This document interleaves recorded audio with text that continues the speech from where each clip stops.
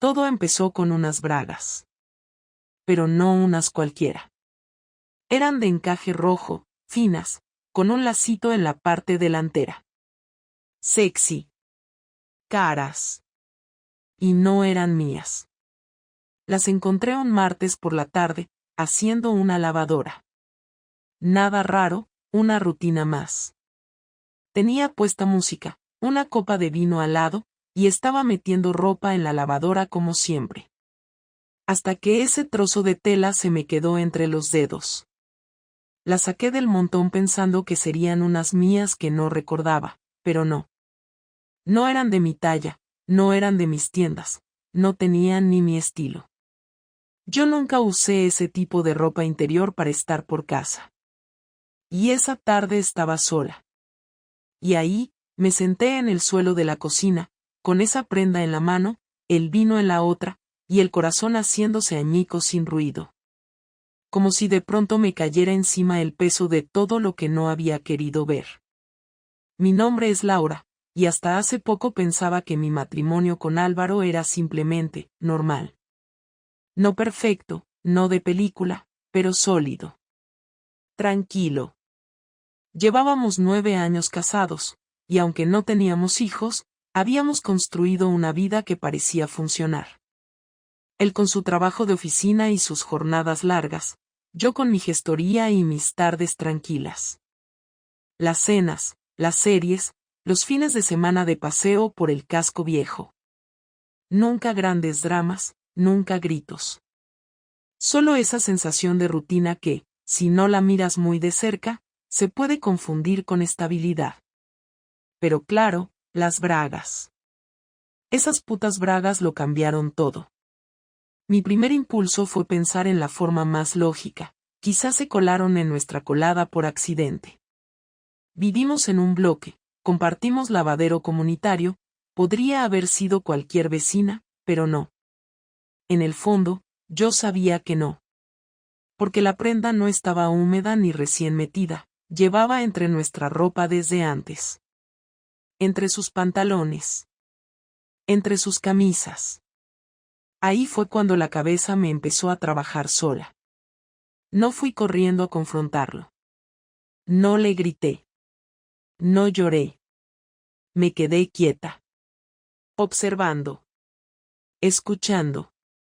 Midiendo el terreno. Y empecé a hilar cosas. Los turnos raros. Las reuniones de última hora. Su manera de ducharse justo al llegar a casa. El cambio de colonia. Y ese detalle tonto que me golpeó de lleno, había vuelto a depilarse el pecho, cosa que solo hacía cuando íbamos de vacaciones. Pero este año no habíamos ido a ningún lado. Te parecerá exagerado, pero esos detalles son como grietas invisibles. Uno no las ve al principio, pero cuando te das cuenta, ya es porque se ha roto todo. Pasé los días siguientes comportándome con absoluta normalidad. Casi con más cariño del habitual. Me volví actriz sin querer. Le preparaba la cena, le reía los chistes, le preguntaba por su día. Porque quería ver si él notaba algo. Y no. Nada. Como si todo siguiera igual. Y eso fue lo que más me jodió, que me resultara tan fácil fingir. Y fue en ese estado de calma tensa, con esas bragas escondidas en el fondo de un cajón, donde empecé a pensar cosas que nunca pensé que pensaría. No en vengarme. No aún. En traicionar. En hacer algo fuera de mí. No por rabia. Por hambre. Hambre emocional, sexual, personal. Porque algo se había roto, y en vez de pegarlo, quise romperlo del todo. Lo que pasó después, lo que hice yo, no fue un error de una noche. Fue una elección. No sé en qué momento exacto pasé de tener miedo a tener ganas. Al principio, todo lo que hice fue darle vueltas en la cabeza, imaginar situaciones que sabía que no iban a pasar, preguntarme si tendría el valor de hacer algo con otro hombre, y sobre todo si eso me haría sentir mejor o peor. Pero un jueves por la tarde, después de una comida con mis compañeras de trabajo, una de ellas trajo a un amigo suyo a tomar algo. No lo conocía, se llamaba Nico, y desde el principio me miró con esa expresión que reconoces cuando alguien te observa con interés. No fue descarado, ni pesado, simplemente me habló con naturalidad, me hizo preguntas simples, y noté en su tono algo que no sentía desde hace mucho tiempo: atención. De esa genuina, no del tipo forzada que Álvaro usaba para que no le preguntara más cosas. Me reí de verdad por primera vez en semanas. Me sentí guapa, viva, presente. Y cuando terminamos y cada uno se iba por su lado, él me dijo: si algún día te apetece tomar algo sin tanta gente, me encantaría. No lo dudé. Tomé su número. Y esa misma noche le escribí. No pasó nada ese día. Solo charlamos. Fue limpio. Sin insinuaciones. Me contó que trabajaba en diseño gráfico, que había terminado una relación larga, que no buscaba líos. Me habló con calma, sin presión. Yo le conté menos de lo que pensaba contarle, pero sí le dejé claro que estaba casada. No disimulé. Y él simplemente me dijo que no esperaba nada, que le parecía que yo tenía una mirada triste y eso lo había inquietado. Así empezamos a vernos. Cafés, paseos, llamadas de media hora que se convertían en 2. Y sin darme cuenta, me encontraba a mí misma maquillándome con más cuidado los días que sabía que iba a verle, pensando en qué decirle, deseando que sonara su mensaje en el móvil. No hubo un momento exacto en el que decidí acostarme con él. No fue un impulso. No fue una venganza. Fue una rendición. La de una parte de mí que se había sentido ignorada durante años y que, por primera vez, no tenía miedo de mostrarse. Fue en su casa, una tarde que dije que iba al fisioterapeuta. No me tembló la voz, ni me puse nerviosa. Álvaro ni me miró cuando salí por la puerta. Lo hicimos sin prisa, sin torpeza, como si nuestros cuerpos ya supieran lo que venía. No fue increíble, ni espectacular, ni especial. Pero fue honesto. Y eso lo hizo importante. Después nos quedamos en la cama, sin decir mucho. No me sentí culpable, y eso fue lo que más me asustó. Me sentí en paz. Y esa noche, cuando volví a casa y Álvaro estaba viendo la tele con su plato de pasta en el regazo, le di un beso en la cabeza como si nada. Y él ni giró la cara. Durante las siguientes semanas, seguí viéndome con Nico. No muy seguido, pero lo suficiente como para que esa parte nueva de mí no se apagara. No sentía que estuviera traicionando a nadie. Sentía que estaba cuidando algo que había estado muriéndose dentro de mí durante años. Pero como todo lo que se hace a escondidas, en algún momento se rompe. Y se rompió de la forma más absurda, con un recibo. Un domingo por la tarde, Álvaro estaba buscando un archivo viejo en el ordenador de casa. Yo estaba en la ducha. Cuando salí, noté que su cara no era la misma. No dijo nada al principio, pero en cuanto me senté en el sofá, lo soltó. ¿Desde cuándo te gastas 110 euros en un hotel si se supone que ibas a un fisio? Me congelé. No por el monto, sino porque su tono no era de sospecha, era de certeza. Intenté decir algo, pero él me cortó. No me mientas, Laura. No empieces con excusas, porque ya está todo claro. Revisé tu historial del navegador. Vi tus mensajes borrados, que por cierto, no están tan borrados. He visto todo. Lo de Nico. Lo del hotel. Lo de los cafés. Lo del parque. No soy idiota. Solo he estado esperando a que tú tuvieras los huevos de contármelo. Lo miré. No lloraba. No gritaba. Estaba tan sereno que me dio miedo. Le dije que sí, que era cierto, que me estaba viendo con alguien. Que no era por odio, ni por venganza. Que no era por sexo. que me había sentido sola. Invisible. Que llevaba meses buscando algo que ya no teníamos. Él se levantó, fue a la cocina y volvió con una caja pequeña. Dentro había varias cosas: las bragas rojas, un ticket de restaurante, una entrada de cine que yo no recordaba haber perdido. Pensabas que eras la única que sabía mentir.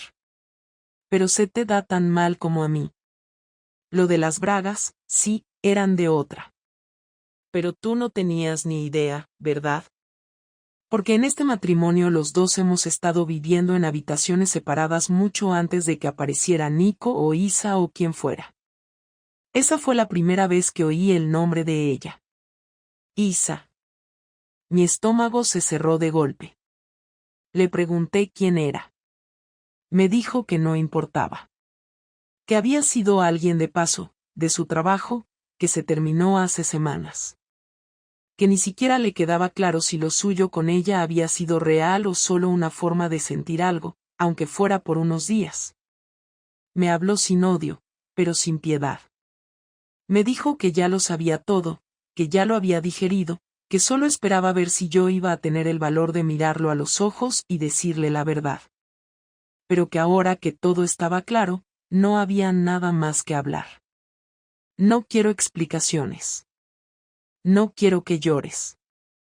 No quiero que me prometas nada. Esto se ha roto, Laura. Y aunque no fuera por Nico, se habría roto por otra cosa. Porque ya no estábamos juntos, aunque durmiéramos en la misma cama. Porque tú llevabas meses buscándote en otro, y yo hacía lo mismo en silencio. Así que no te voy a juzgar. Solo te voy a pedir una cosa, que me digas qué piensas hacer ahora. No supe qué responder. No estaba preparada para que él también estuviera tan lejos. Pensaba que era yo la que se había escapado, que era yo la que estaba llevando el hilo del final. Pero en realidad, Álvaro ya había soltado la cuerda hacía mucho. Y ahí estábamos los dos, sentados frente a frente, rodeados de los restos de lo que un día fue una vida compartida. Sin lágrimas. Sin insultos. Solo con la certeza de que lo nuestro ya no existía. No hubo gritos, pero el silencio fue peor. Álvaro se levantó, agarró su chaqueta del respaldo de la silla y se quedó de pie, mirándome con los labios apretados, como si estuviera conteniendo todo lo que llevaba meses acumulando. Yo estaba sentada con las piernas cruzadas, la espalda rígida, los dedos agarrando el borde del cojín como si eso me fuera a sostener en algo. No podía leer su expresión con claridad, y me asustaba no saber qué venía después. Me pregunté si se iba a ir de casa, si se iba a quedar, si pensaba echarme a mí. La tensión era tan pesada que me dolía la nuca, pero no podía moverme. Él se apoyó en la mesa y finalmente habló. No sé si eres consciente de la magnitud de lo que has hecho, me dijo sin levantar la voz, pero con una dureza que me descolocó. No solo me has engañado, Laura. Me has mentido durante semanas, tal vez meses. Has venido a casa después de acostarte con otro y has dormido a mi lado como si nada. Has planeado citas, has mentido con la facilidad de alguien que ya lo tenía entrenado. Has borrado mensajes, has usado excusas baratas para desaparecer. ¿Y sabes lo peor? Que ni siquiera parecías arrepentida cuando te pillé. Ni un gesto. Ni una palabra. Te pillé y te quedaste quieta, como si esto fuera simplemente algo que podía pasar. No supe qué decirle. Porque era cierto. No me había disculpado, no me había derrumbado, no había implorado perdón. Me limité a sentir y a admitirlo todo como si estuviera contando que había roto un plato sin querer. Y me di cuenta de que eso era lo que más le dolía. No el hecho, sino la actitud. No saber si yo todavía era capaz de sentir algo por lo que habíamos construido. Tú también lo hiciste, le dije sin pensar mucho, como una defensa automática, aunque en el fondo supiera que no era excusa de nada. Lo de Isa. Las bragas. Tú también jugaste a lo mismo. Él sonrió con la boca cerrada, como si le hubiera hecho gracia mi respuesta, pero no era humor. Era decepción. ¿De verdad vas a compararlo? ¿Tú sabes lo que hiciste? No estoy diciendo que yo haya sido un santo. Ya te lo dije. Me equivoqué, me dejé llevar por un momento de mierda. Pero tú hiciste un recorrido completo. Planeaste encuentros, buscaste a esa persona, la mantuviste. Fue una relación, Laura. No un desliz. No un error. Fue tu decisión durante semanas. Y aún ahora, ni siquiera pareces tener claro si quieres terminarla. Tragué saliva. Porque también tenía razón en eso. No había cortado con Nico. No le había dicho que todo había terminado. No había hecho nada. Estaba paralizada entre dos mundos, y la idea de soltar cualquiera de los dos me daba pánico. Sentí vergüenza. No por haberme acostado con otro, sino por haber actuado como una cobarde. No lo hice por odio, dije finalmente. No lo hice para hacerte daño. No estaba pensando en ti, ni siquiera en mí. Solo quería sentir algo. Cualquier cosa. Estaba harta del vacío. De tus silencios. De comer en la misma mesa y no hablarnos. De dormir en la misma cama y no tocarnos. Yo no quería herirte. Lo juro. Pero llegó un punto en que me dio igual si lo hacía. Álvaro se sentó, sin mirarme, apoyando los codos en las rodillas. Estaba agotado. No físicamente. Agotado de verdad. Como alguien que ya no esperaba nada de lo que pudiera decir. Y cuando habló, no lo hizo para discutir. Lo hizo para dejar las cartas sobre la mesa de una vez por todas. Te dejé de querer hace tiempo. No te lo dije, porque no me atrevía. Porque me parecía cruel. Porque no sabía cómo. Y porque, en el fondo, pensé que se me pasaría. Pero no. Se me hizo rutina. Costumbre. Inercia. Seguía aquí porque no sabía cómo no estar. Y cuando conocí a esa mujer, no fue amor ni fue importante, pero me hizo ver que alguien más me podía mirar diferente. Me lo terminé por culpa, pero la semilla ya estaba. Y ahora tú vienes con esto, y no me sorprende. Me jode, pero no me sorprende. Solo confirma lo que ya sabíamos los dos, esto se acabó. Solo que nadie se atrevía a decirlo primero. Ese fue el primer momento en el que sentí que me iba a venir abajo. Porque lo dijo tan claro, tan directo, sin espacio para negociar, que no quedaba nada más que aceptar. Y aún así, una parte de mí se resistía. No a seguir juntos, sino a soltar todo de golpe. A enfrentar que lo que tuvimos durante 9 años ya no estaba. ¿Y ahora qué? Pregunté con la voz más baja de lo que me hubiera gustado. Ahora cada uno hace su vida. Tú sabrás si sigues viendo a ese tío. Yo me buscaré un piso. O puedes irte tú. Ya veremos. Pero esto se acabó. No vamos a fingir más. No voy a dormir otra noche contigo en la misma cama sabiendo que has estado con otro y que no te importa. No voy a seguir construyendo sobre algo podrido.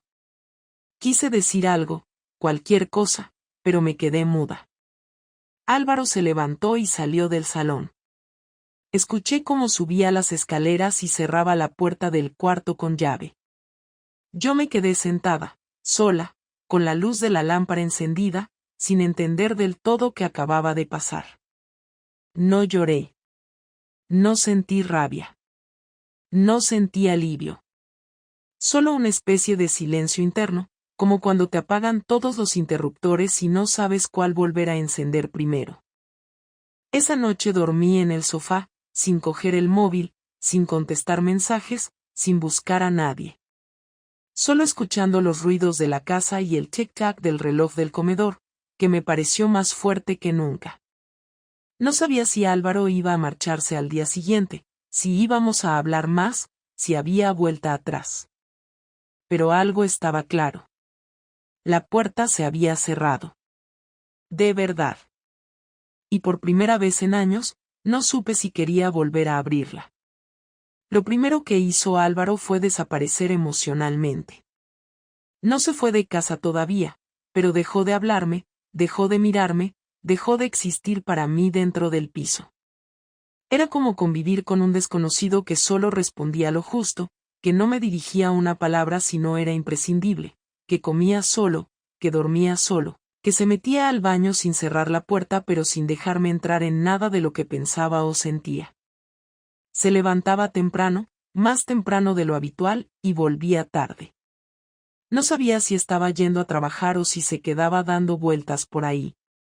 Dejaba su ropa sucia amontonada en una silla, no hacía ruido, no discutía, pero su silencio tenía un filo que cortaba mucho más que cualquier insulto. No me gritó, no me echó en cara nada más, pero cada día que pasaba era una cuenta atrás que yo no sabía cuándo ni cómo iba a terminar. Al cuarto día, encontré el armario de su lado completamente vacío. Pensé que se había marchado, pero cuando fui al salón, él estaba ahí, sentado con su portátil, como si nada. Me miró y simplemente dijo que había empezado a buscar piso, que se iba a quedar en casa de un amigo unos días, pero que ya tenía las maletas hechas. Luego se levantó, cerró el portátil, agarró una de las mochilas y se fue sin dar más detalles. Tardé unos minutos en reaccionar. Me senté en la silla donde él había estado, miré su taza aún caliente y sentí un vacío que no tenía nombre. No era tristeza, ni rabia, ni culpa. Era otra cosa.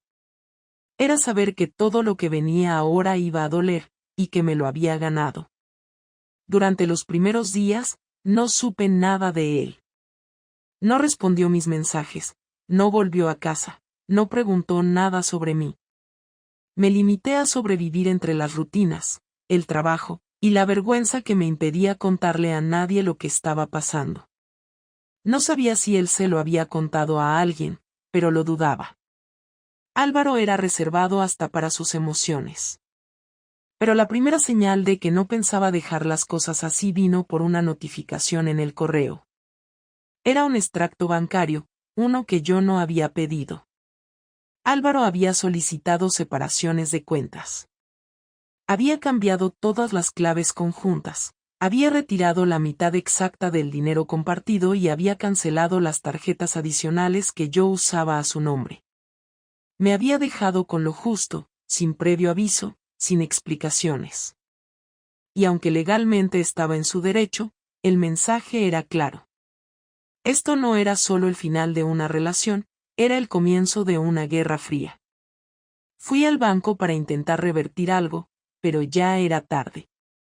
Todo estaba blindado. Y lo peor no fue quedarme sin acceso a ciertas cosas, sino el trato del personal.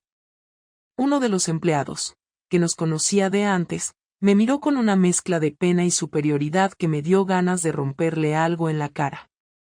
No hizo falta que dijera nada, su actitud ya me había sentenciado.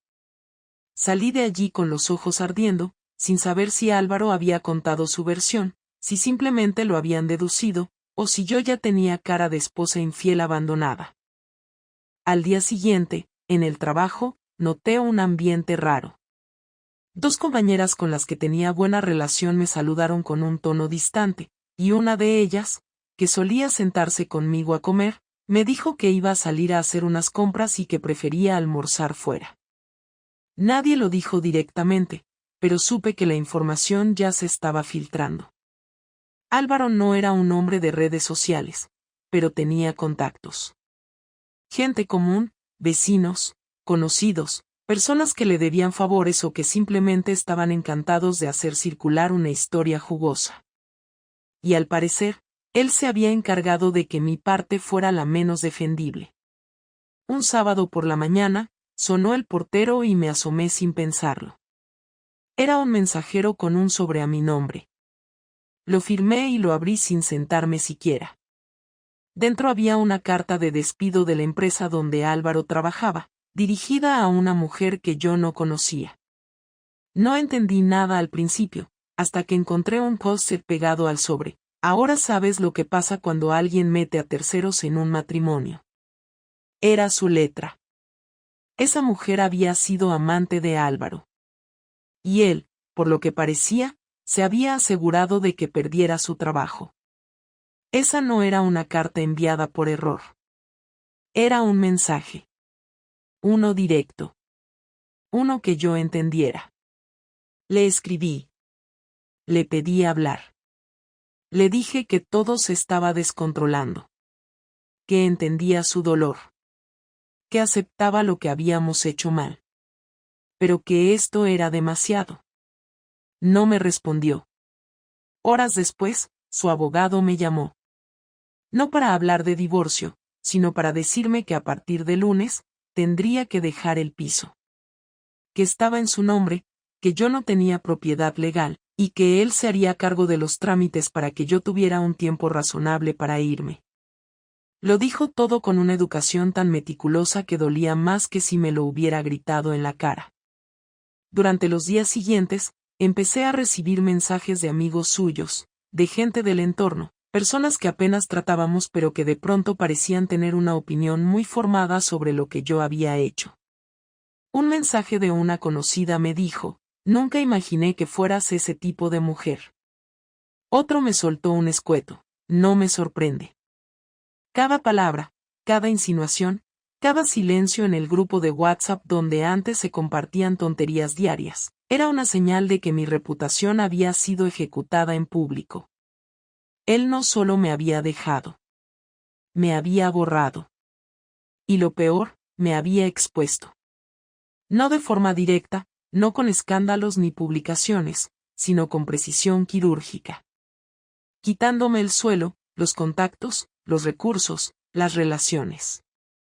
Me estaba obligando a mirar en detalle cada cosa que perdí, sin dejarme un solo rincón donde esconderme. Una tarde, mientras organizaba mis cosas para mudarme, abrí un cajón y encontré una libreta vieja con notas de nuestras primeras vacaciones. Cosas tontas, chistes internos, anotaciones sobre dónde comer, cosas que habíamos compartido sin pensarlo 2 veces. La leí sin emoción. No lloré. No sonreí. Cerré la libreta y la tiré directamente a la basura.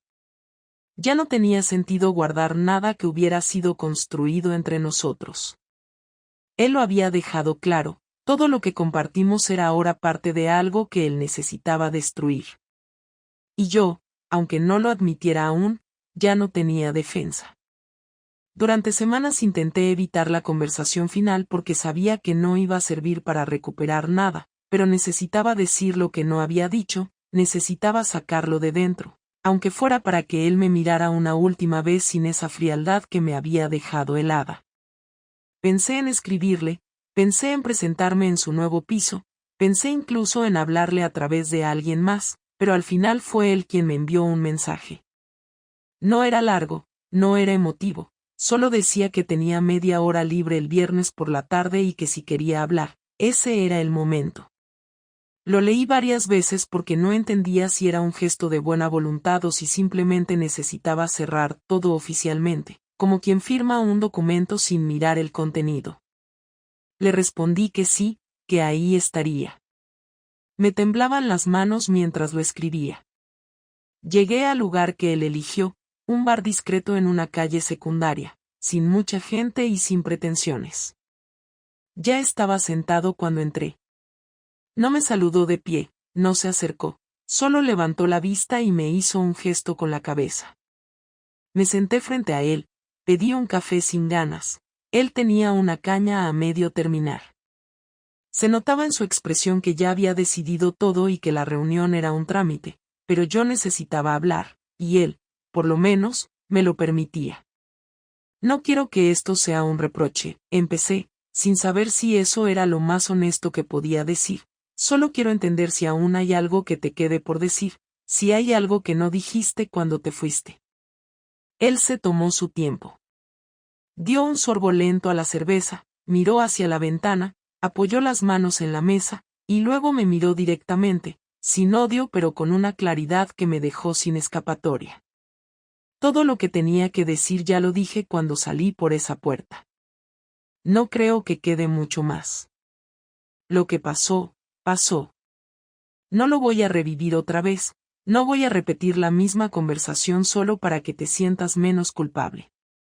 No sabía si eso era un rechazo definitivo o una defensa para no remover nada más. Intenté mantener la calma, pero mi voz empezó a fallar. No es solo culpa. Es que no sé cómo seguir con esto si tú sigues tratándome como si no existiera. Sé que hice las cosas mal, no vengo a pedir perdón otra vez, pero no entiendo cómo puedes estar tan limpio, tan seguro de que no hubo nada que también hicieras tú para que todo se rompiera así. La cara de Álvaro no cambió mucho. No levantó la voz, no hizo ningún gesto exagerado. Solo se acomodó un poco en la silla y habló con una calma que me resultó casi insoportable. Claro que tuve culpa. No voy a fingir que era el marido perfecto. Me desconecté hace tiempo. Dejé de hablar, dejé de mirar, dejé de preocuparme. Pero no crucé esa línea. No llevé una doble vida. No me metí en la cama con alguien más durante meses mientras fingía otra cosa contigo. Cuando lo hice, fue una vez, y fue porque ya estaba roto todo. Ni siquiera fue algo que intentara sostener. Fue una pataleta. Lo que tú hiciste fue diferente. Tú lo sostuviste. Lo cuidaste. Lo ocultaste. Lo viviste. Y no porque estuvieras rota, sino porque te dio igual romper lo que quedaba. Quise interrumpirlo, pero no pude. Porque tenía razón. Y lo peor es que yo también lo sabía.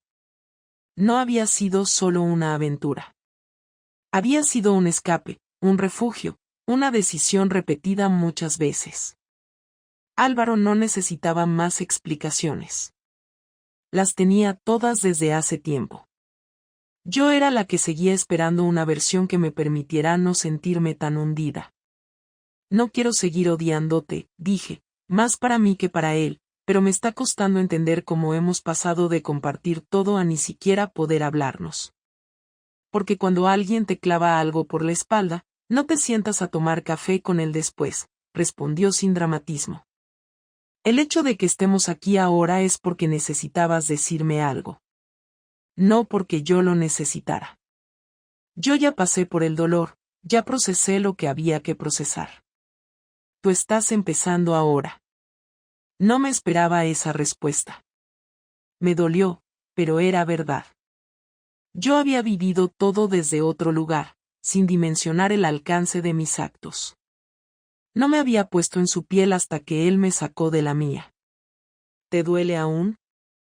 Pregunté, sin saber si quería de verdad oír la respuesta. Él no respondió de inmediato. Se quedó mirando su vaso, luego a mí, como evaluando si merecía esa última verdad. No. Ya no me duele. Me decepcionas, pero no me dueles. Y eso es lo que más claro me deja que esto se acabó. Porque cuando alguien deja de dolerte, es porque ya no te importa lo suficiente como para que te afecte. Sentí que ese era el cierre real. No por la frase, sino por su tono. No había odio, no había rencor, solo una distancia definitiva que yo ya no podía acortar. No supe qué más decir. Me limité a mirarlo, a buscar en su rostro algo que me devolviera aunque fuera una imagen vieja de nosotros, pero no quedaba nada. Él se terminó la cerveza, pidió la cuenta, pagó sin preguntarme nada, y se levantó. Espero que encuentres lo que sea que estabas buscando, dijo mientras se colocaba la chaqueta. Yo ya encontré mi paz. No tiene sentido que sigamos hablando. Se giró, caminó hacia la puerta y salió. No me dio un abrazo, ni una despedida formal, ni una mirada de esas que dicen más que las palabras. Salió como si fuera cualquier cita más de su día. Y eso fue lo que más me golpeó. No el rechazo, no el juicio, sino la total indiferencia. Me quedé en la mesa, con el café intacto, con la cuenta ya pagada, con la certeza de que lo había perdido todo, y que no había nadie más a quien culpar. Ya no había redención. Solo me quedaba aceptar que lo que destruí no podía arreglarse, ni aunque me arrepintiera toda la vida. Después de aquella conversación con Álvaro no volví a saber nada más de él. No contestó mis últimos mensajes, no reaccionó a los 2 correos que le envié y, según su abogado, firmó todo sin añadir una sola nota personal. El divorcio se resolvió en menos de 3 semanas porque no había hijos, ni hipoteca compartida, ni propiedades en común más allá del coche que él decidió cederme sin discusión. No hubo pelea por los muebles, ni por los recuerdos, ni por los objetos.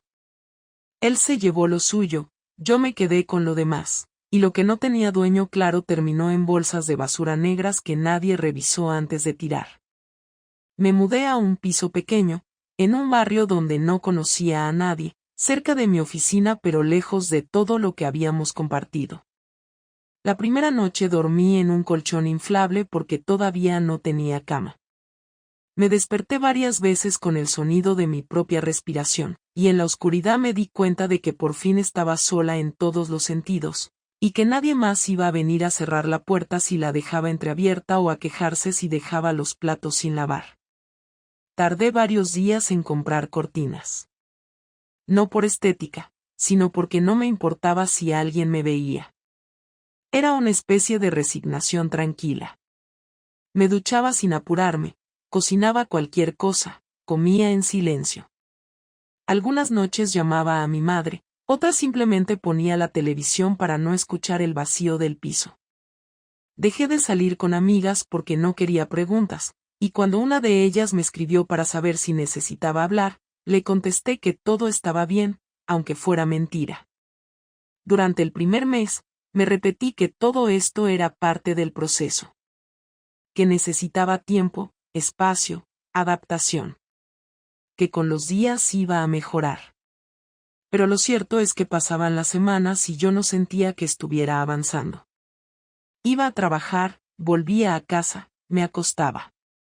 Me despertaba sin ganas, sin interés por nada. No era depresión, porque seguía funcionando, comía, me bañaba, respondía correos. Pero era como si todo se hubiera vuelto irrelevante. Nico me escribió varias veces. Nunca fue invasivo. Me preguntó cómo estaba, me ofreció quedar, me dijo que entendía si no quería hablar. No le contesté. Borré sus mensajes uno por uno. No porque le guardara rencor, ni porque él tuviera la culpa de nada, sino porque no tenía energía para sostener ninguna conversación que me recordara por qué había empezado a buscarlo. Lo nuestro nunca fue real en el sentido completo.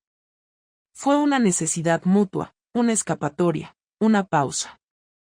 Pero ahora que ya no tenía de qué huir, no veía razón para mantener eso vivo. Una noche, revisando el móvil, encontré una foto de él que había guardado. Me costó borrar la imagen.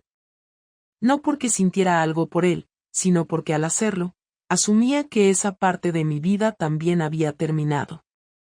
Y una vez que la borré, no volví a pensar en él. Mis padres nunca supieron la historia completa.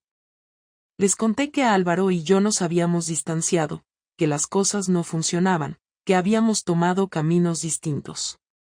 Mi madre lo lamentó, me dijo que le parecía un buen hombre, pero no insistió mucho más. Mi padre fue más directo. Me preguntó si lo había engañado.